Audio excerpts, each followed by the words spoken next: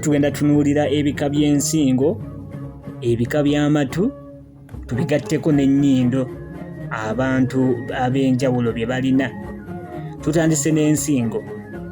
Waliwo ensingo eya nsingo biseera, eno ebeeramu ebiseera era eyagaza nnyo nnyiniyo, nayo kennyini eba yeeyagala. Tulina ensingo eya kabula butugiro, eno ebeera nnyimpi nnyo nnyini ddala ng'eringa etudde ku bibegabega. Tulina ensingo eya nsingo ndaalo, eno ebeera mpanvu ddala. Ebimu ku bika by'ensingo.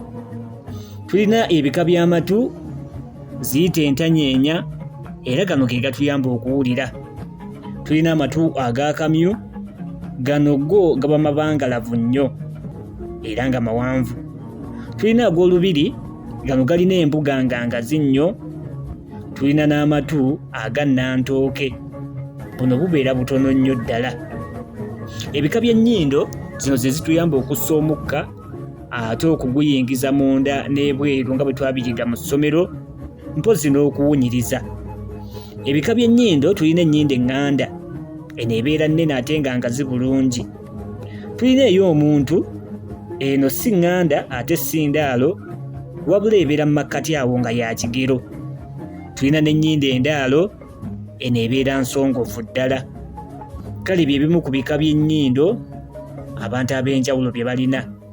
Amatu tugoogeddeko era ne twogera ne ku nsingo. Weekubemu ttooci oba kale weetunuulire mu ndabirwamu ku ebyo bye njogedde, gwe ogwawa.